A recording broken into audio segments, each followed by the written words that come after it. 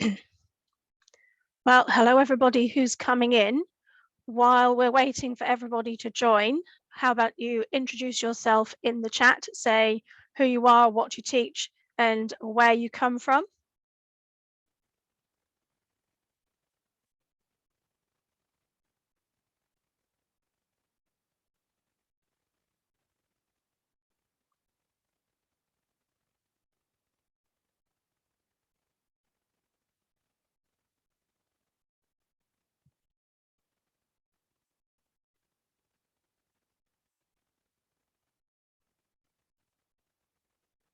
So we're just going to wait for a few minutes for everybody to come in who would like to. So as we're going along, if you want to put anything in the chat, please do so. I can't promise that I'll see it while I'm speaking, but hopefully I'll have some time to come to it at the end. Also, you've got the Q&A as well. If you have a specific question, you could put that into there. And again, hopefully I'll have time to come back to that at the end and answer any particular questions.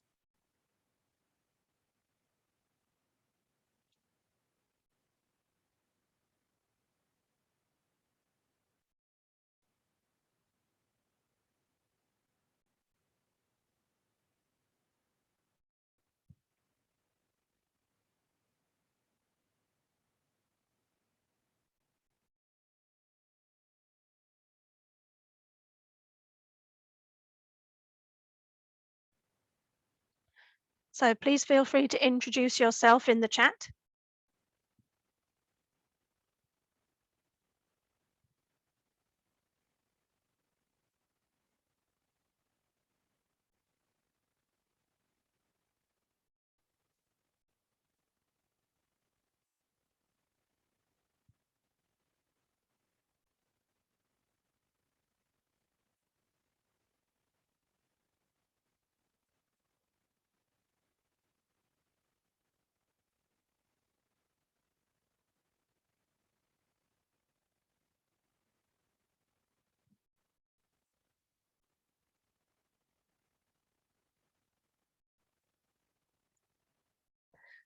So if you've just joined us, if you want to ask me a question at any point during the session, there's the chat, of course. I can't promise I'll see it while I'm speaking, but I can always come back to it at the end.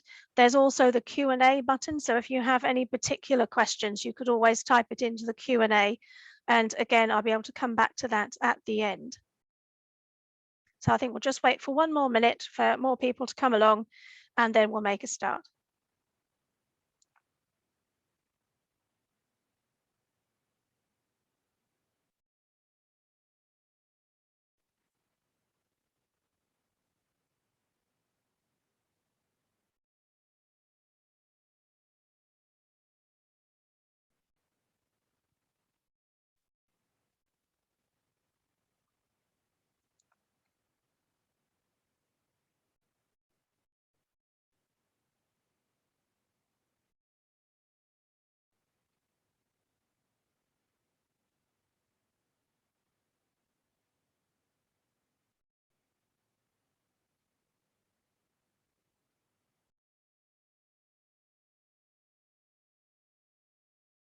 Okay, everybody, I think we'll make a start there.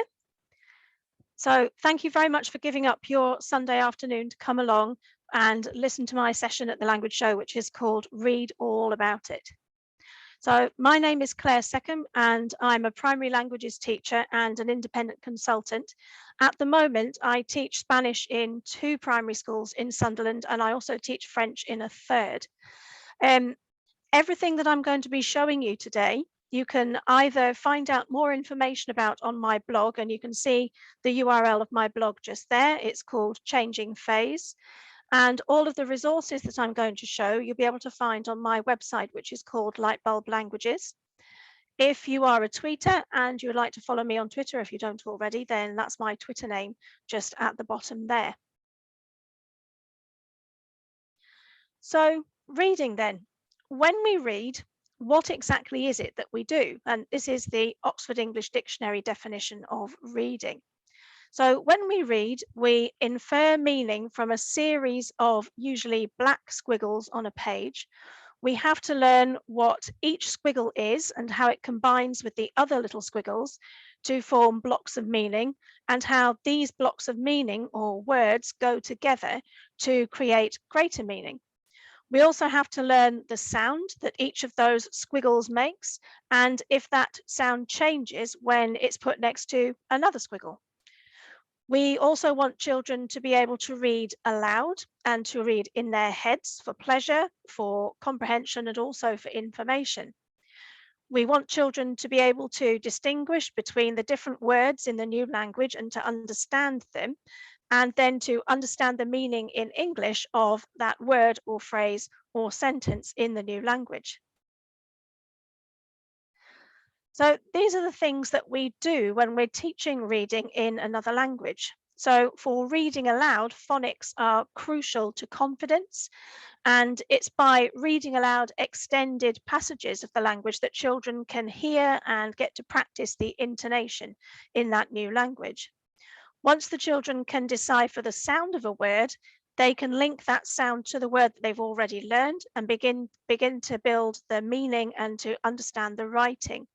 They can also use clues like capital letters and layout and pictures to help them to deduce the meaning. So we don't just read with our eyes, we also read with our ears, and we read with our mouths as well. So these are some of the objectives for reading from the National Curriculum documentation. I found that the National Curriculum targets needed a little bit of rearranging to get them to be a bit more intelligible. Phonics, of course, is invaluable for confidence in reading aloud and deciphering those new words. In the first target there, it mentions words, phrases, and simple writing. And of course, that echoes the progression that was built into the old Key Stage 2 framework, building up from single words in year 3 to short texts in year 6. So we're not expecting year 3s, for example, to understand words and phrases and simple writing. That is gradually built up. The fifth point there mentions authentic sources for reading. So we're thinking about things like children's storybooks, of course, children's non-fiction books as well, poems, texts from the internet, magazines, newspapers, publicity materials from shops, all the sorts of things that language teachers pick up when they're overseas, adverts, leaflets, posters, and of course, if you're lucky enough to have a link school, it could be letters and emails from children in the schools in another country. Then these are the rest of the reading objectives. The first one there says a range of writing.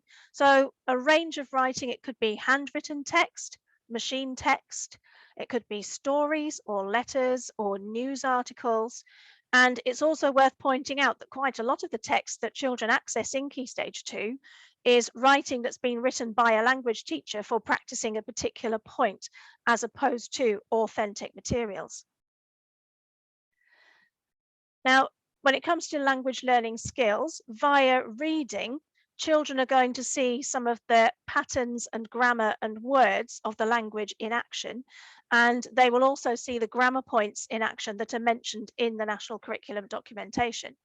And dictionary skills are specified for developing the skills for children to help themselves to understand what they are writing.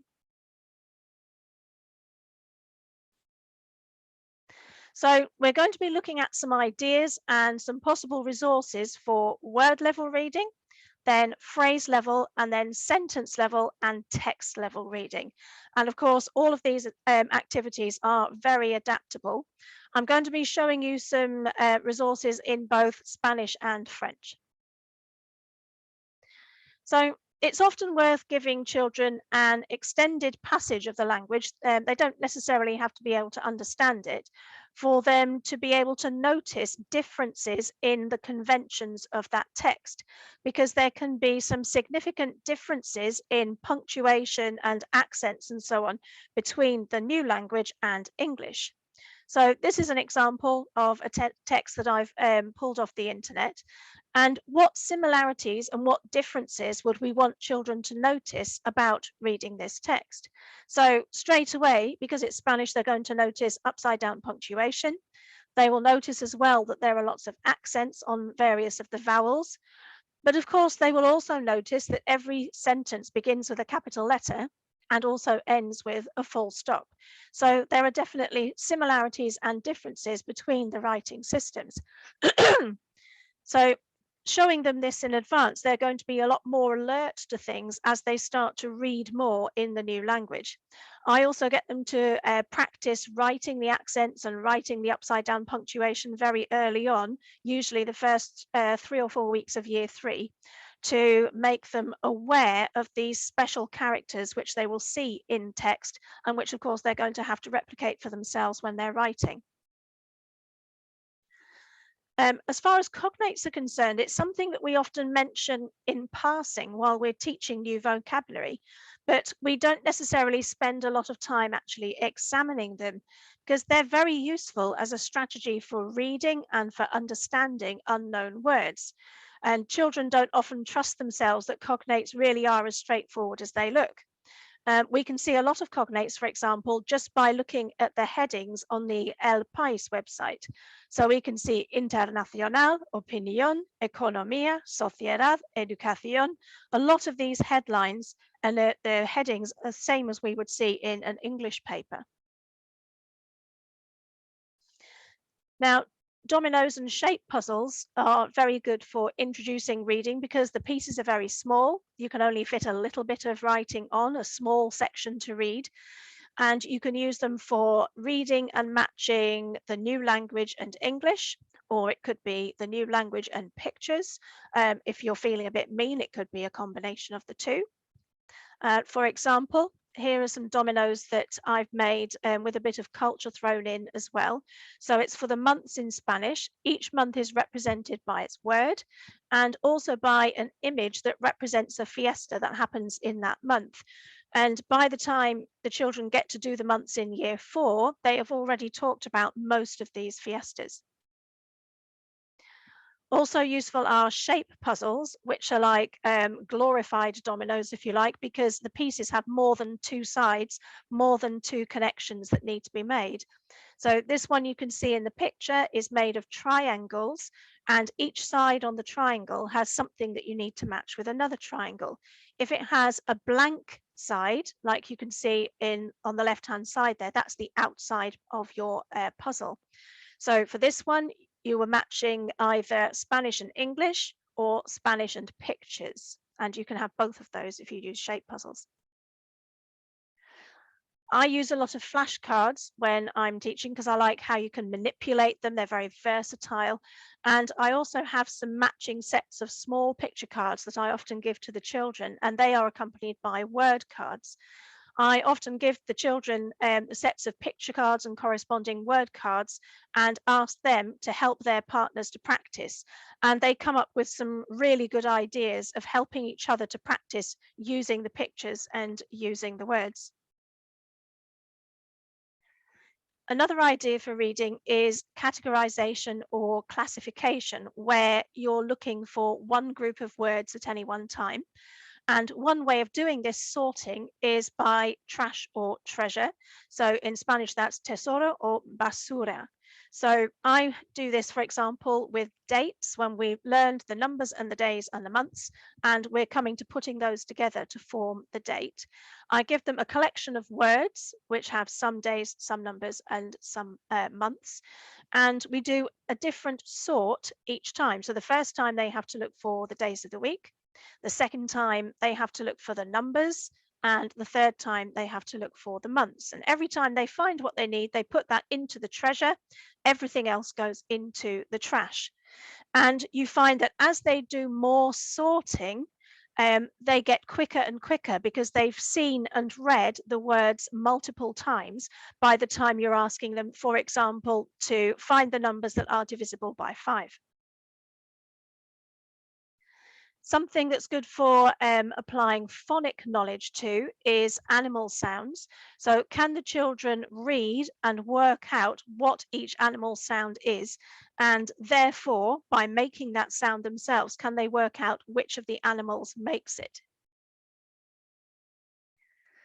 One of my favorite websites is called Festicite, and you can see its URL in blue just there, because it's really good for making word spirals and word snakes and various other things really quickly and easily. You just type your text in, click generate, and it makes it for you. So these are a bit like word searches, but in spiral form and snake form, where the children have to read and find, in the case of the spiral, find the numbers, and in the case of the snake, find the colors.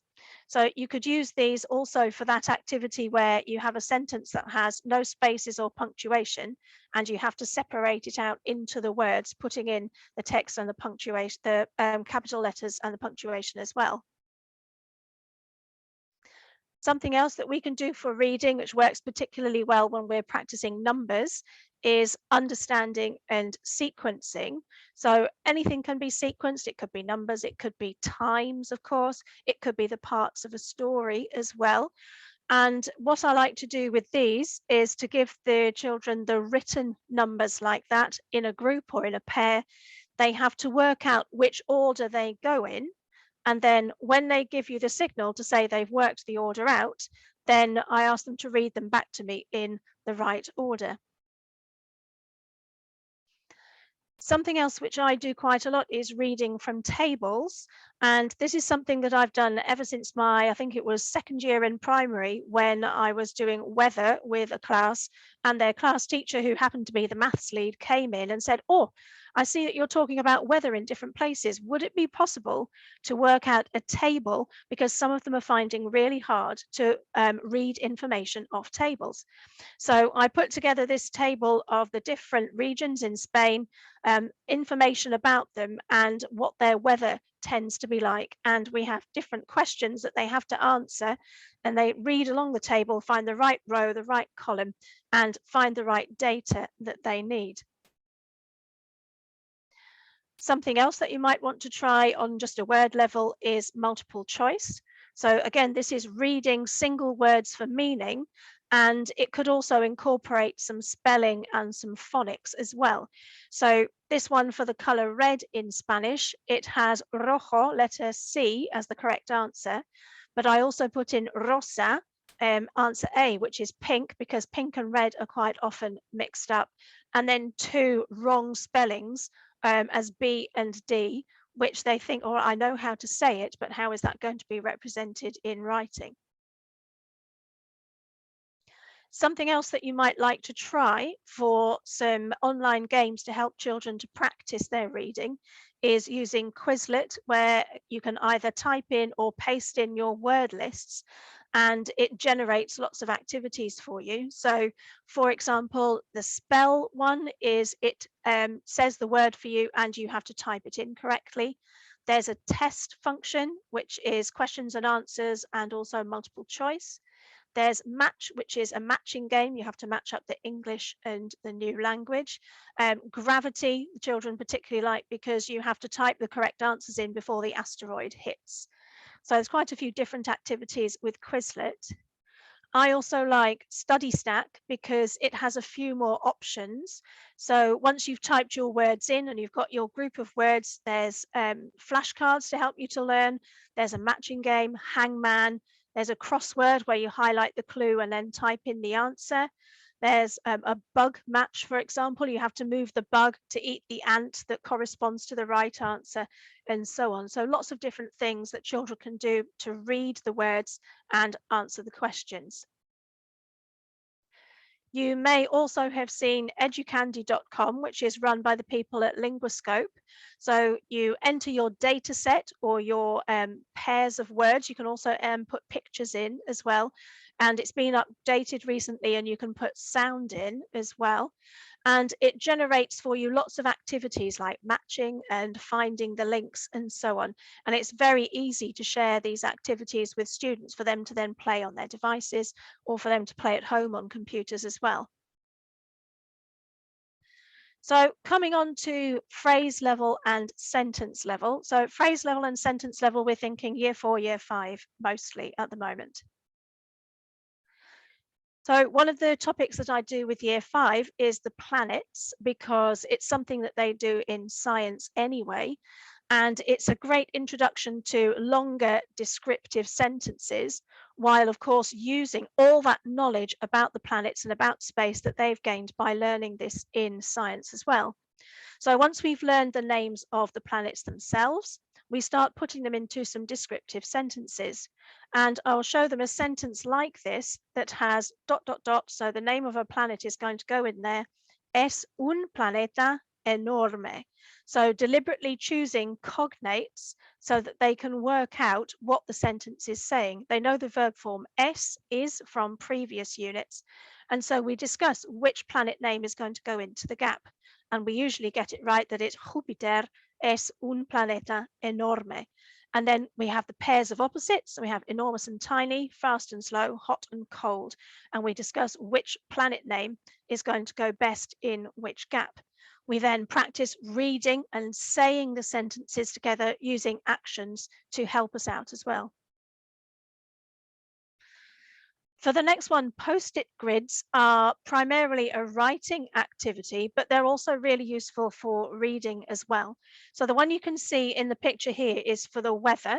So they all have a weather picture and a compass point, and it can either go compass point weather or weather compass point, because we know it can go in either order. And the children work in pairs.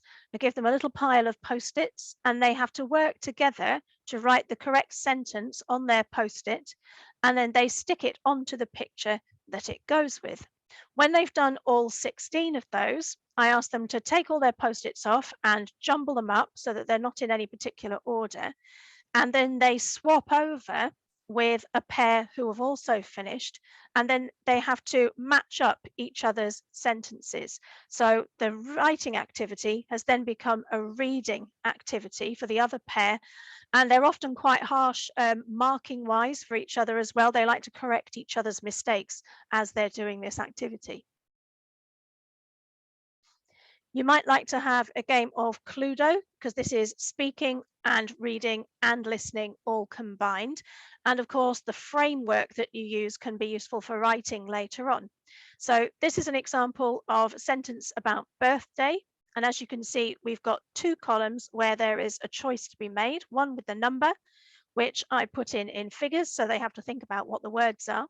And then the last option is a month. So I think of what I want my sentence to be. So it might be, mi cumpleaños es el 8 de diciembre.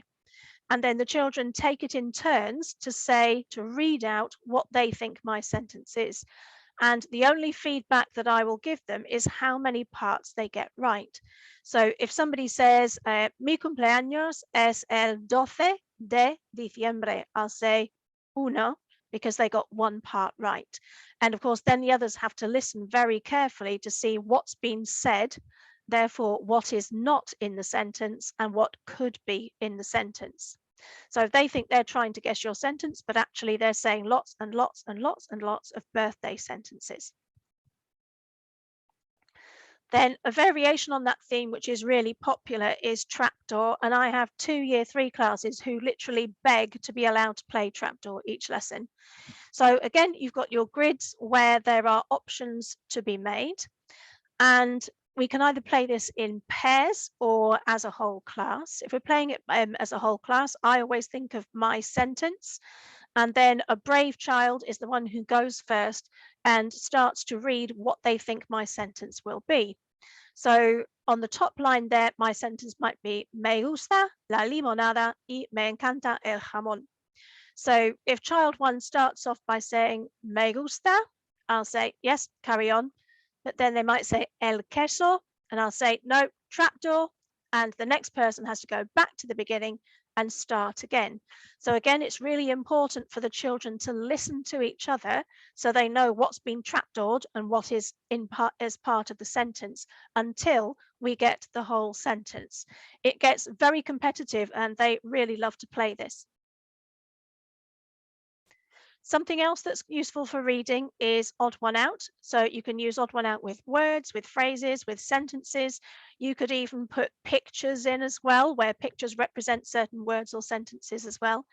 And the idea is for the children to decide which is the odd one out, and also, most importantly, to explain why it's the odd one out. And it can't be just things like that one's got an R and none of the others have got an R. It's got to be a proper reason of meaning or a reason of grammar as well. So if we look at the top line of these ones, it's got 10, 7, 15 and 5. And just looking at it quickly there, I can think of two possible answers. I would say set because it's not divisible by 5, but you could also say 15 because it's not one of the numbers 1 to 10. So if you design these carefully, you can often have more than one correct answer. And children find it hard sometimes to accept that they've said an answer that you said was right, somebody else has said an answer that you've also said is right. As long as they can justify their answers, then they're correct. Something that's quite a contentious issue is finding and correcting errors. I was always taught when I did my training never to get children to correct incorrect language, because it's very possible that children are going to embed or to copy the wrong version and not the correct one. So they're going to record all the errors and use the incorrect version as a model. It could be something that's useful to do when the children are very secure with what you've been practicing. And another way is to have the correct version always in view. So on the sheet on the left, for example, you have the correct version at the top with the tick, but then the 3 versions underneath are things that you commonly see as errors, and the children have to correct each of those 3 versions while always comparing to the correct version, which is at the top. On the right-hand side, there is one I do with year 5 when we're doing sports, and we've got that difficulty of juego al and then hago plus the sport. So we show them these 12 sentences, and they have to tell me which are correct and which are incorrect, and explain to me why it's incorrect and what it should be. So the ones that are correct, we put a tick on. The ones that are incorrect get crossed out so that they are no longer readable. I like this sort of activity because it's a very close analysis of the words that we're using, and also there's some very good learning conversations take part as a result. Moving on now to text level. So we're thinking end of year 5 probably and year 6. Something you might like to try is parallel texts. Parallel texts are really useful for detective work, and there are quite a few published books that have texts in both English and Spanish or English and French, which will be good for children to look at independently. So this particular one, as you can see, is all about members of the family, and we use the Spanish side to help and the English side to help us to find out how to say the members of the family in Spanish, because we haven't met them before. So they have to look for similarities in the text, compare one with the other, and see if they can find those family words. Now, the parallel text approach, with it set out in this way, is part of an approach that was developed in Michaela, and they're called a knowledge organizer parallel texts. So a few of the strategies that you can use for this one is, first of all, a choral repetition of the text in chunks, so shorter chunks and then longer chunks, and the children can always see the English while they're doing this. Then once we're happy with the chunks of language, then we read it all through twice. And then the children put their hands over their ears and read it out loud in a time limit, say 5 minutes. It's sometimes very hard to get them to stop because, of course, they've got their hands in their ears and they can't hear you. You can then do vocabulary hunts or phrase hunts to find the Spanish for certain things, mini whiteboard work, also some trapdoors as well. I've tried out this kind of activity with year 6. It works really well for year 6. I imagine it would also work quite well with year 5. I would say that with lower key stage 2, I would use it with caution, because the weaker readers feel quite overwhelmed by the amount of text in both languages. Knowledge organizers are becoming popular across the curriculum at the moment, and I'm certainly finding them useful for getting children to help themselves a bit more. So a knowledge organizer in primary languages is a single A4 sheet that contains a summary of the essential knowledge from your unit of work. It needs to be specific to the children in your class, and it should follow your scheme of work as well. There might be lots of them available that don't quite fit the language that you're teaching, for example. So there's a list of the nouns on the left-hand side that are going to be used, and also a selection of parallel Spanish and English sentences to show how we're going to use them. And those are on the right on this one.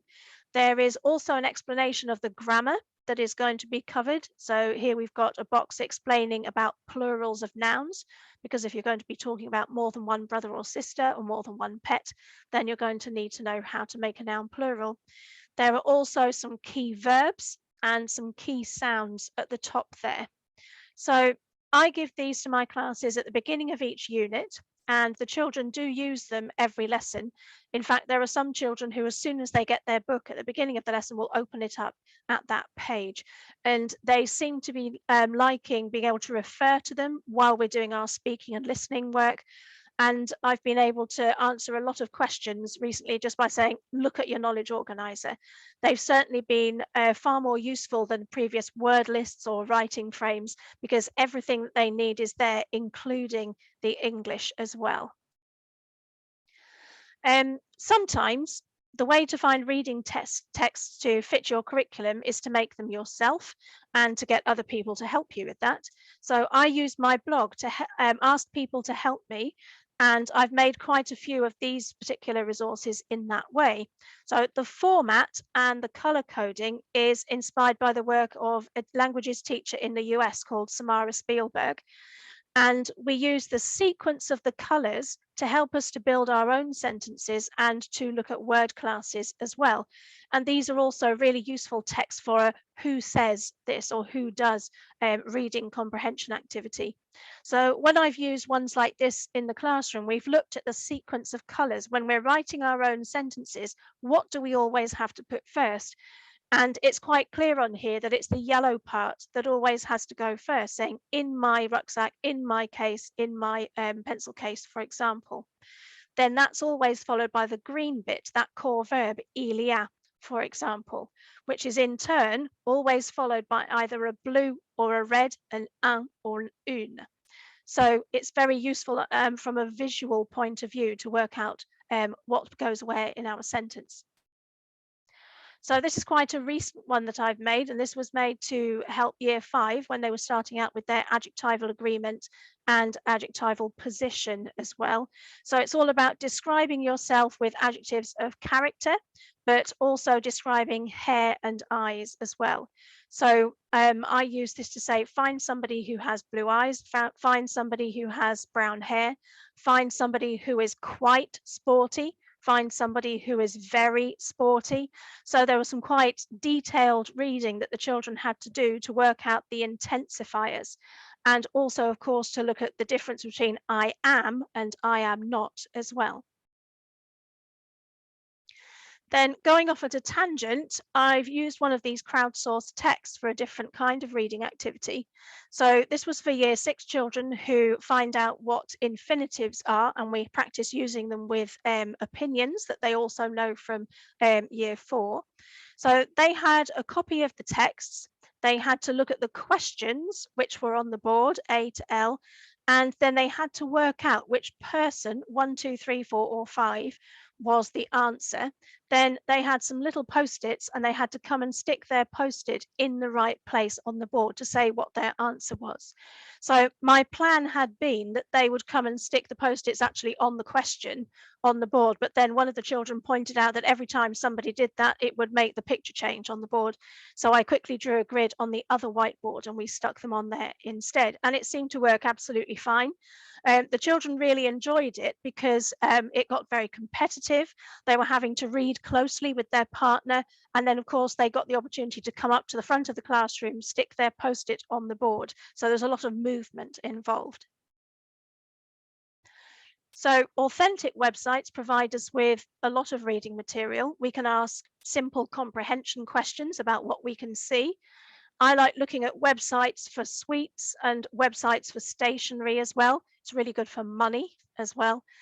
Clothes websites can be good, but the vocabulary can sometimes be a bit niche and also a little bit English as well, because they seem to use a lot of English terms for clothes in particular.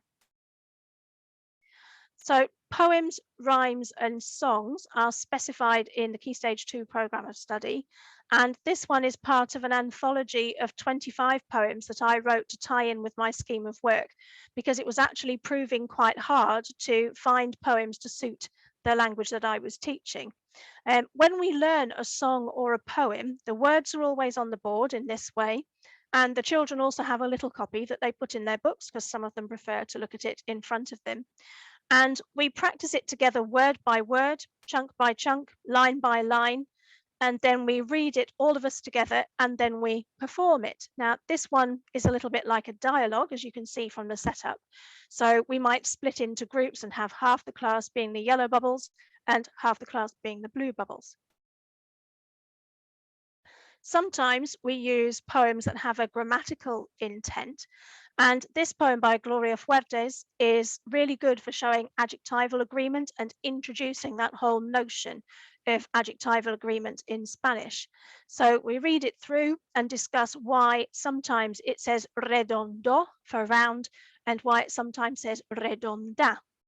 We then make our own. So I had to think of lots of other things that were round. They used their dictionaries to find out whether they were masculine or feminine, and therefore whether we would need redondo or redonda.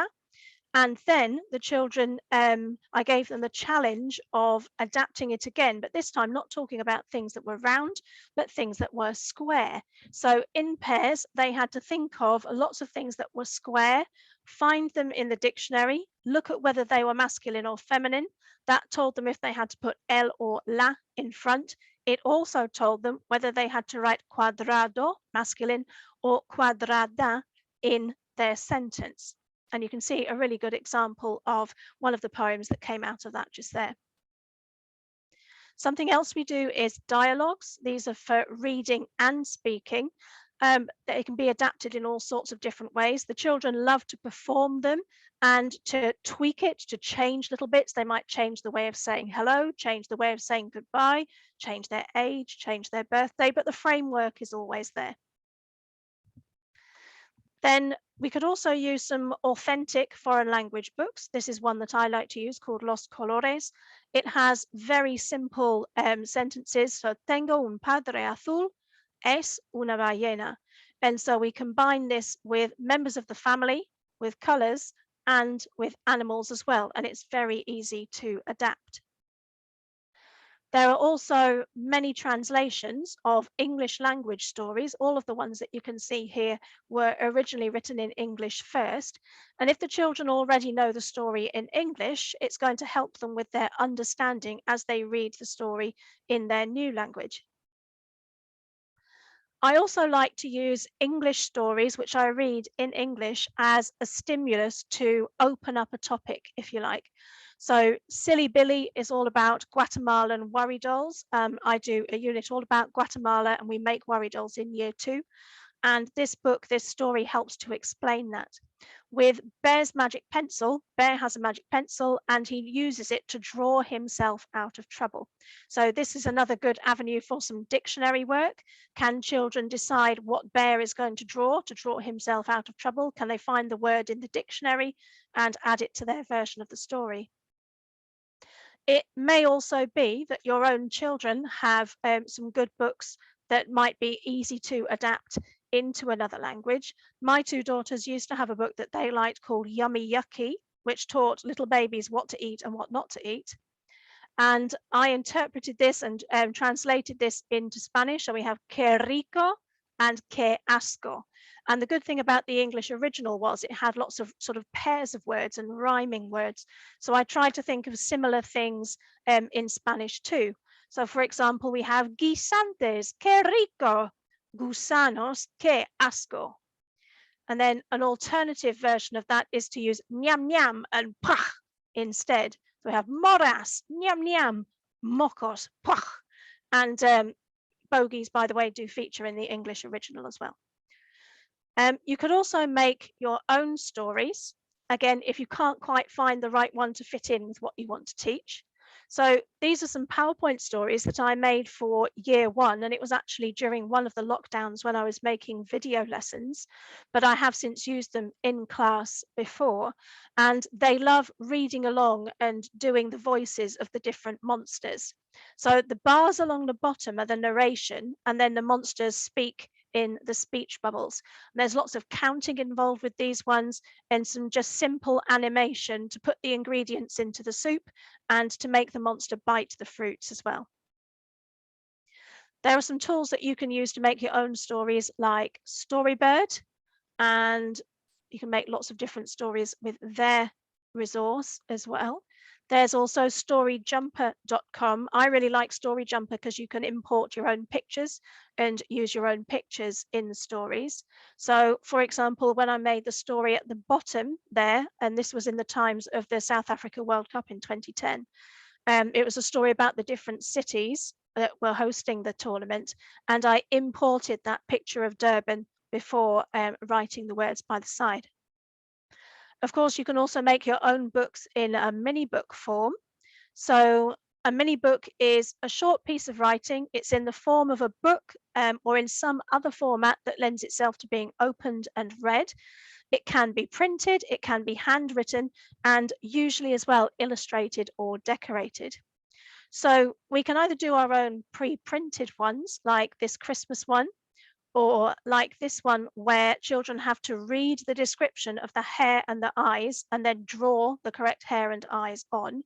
Or we can make children fold a blank one and they have to fill it with something from the unit that you are studying. Mini books don't have to be just one piece of paper. There are ways of making your own small books to have at hand for children who finish work early or who fancy doing some reading in their own time. So these are just little photo albums that I've put my PowerPoint stories into and put a vocab list at the end.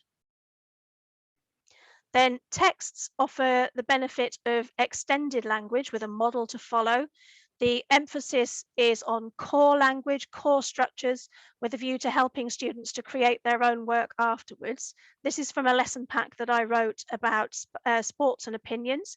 So children have to look for and circle the different categories of words that you can see in the key at the side there. You can also do things like finding cognates, finding false friends, finding words with certain phonemes in, choral reading, pair reading. There are all sorts of things that you could do with a text like this.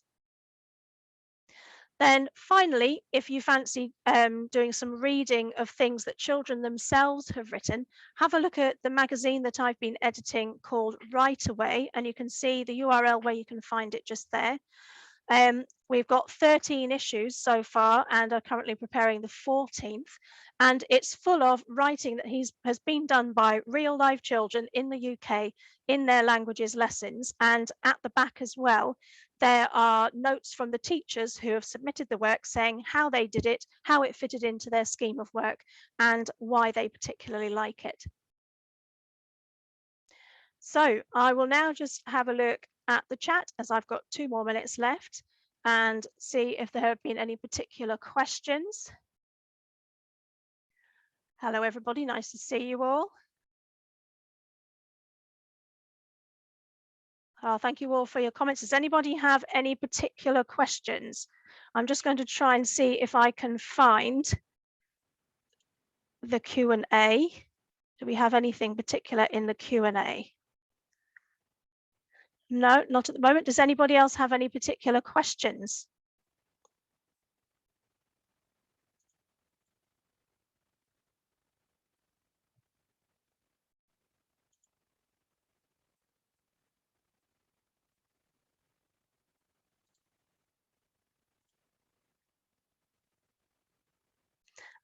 Mario Deal, I've just found your question in the Q&A on syllabic reading. So do you mean by that building up words through their syllables rather than reading the whole word at once? If so, I do find it very useful for certain words. For example, I've just been practicing much longer numbers, so numbers up to 1,000 with year 5, and it's much easier to split it up into its component parts and then read it. I see blending sounds. Yes, I do that all the time with physical French phonics and physical Spanish phonics. So that shows all the different phonemes in a word. So for example, bonjour, it says b, on, j, ou, and we practice saying all the different sounds and then see if we can blend them gradually into a word as well. And of course, that is right at the very basis, isn't it? The very fundamental part of reading. Any other questions?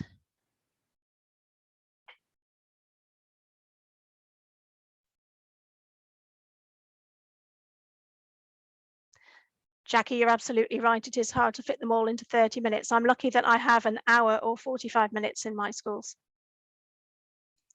But of course, you can always do a little bit of something each time.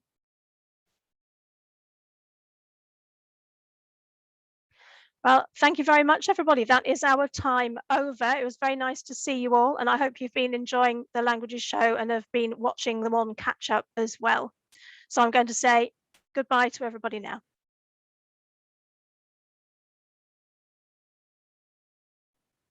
Bye now.